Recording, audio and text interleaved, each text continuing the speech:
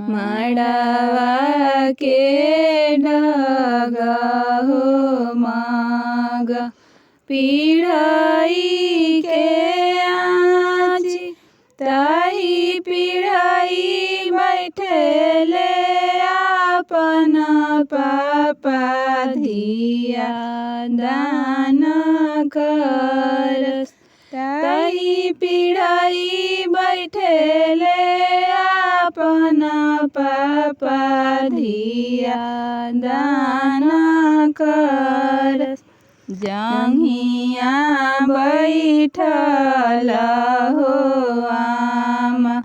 पूछस दिल बात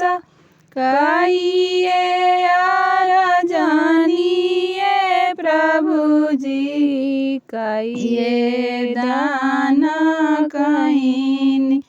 कहिए यार जानिए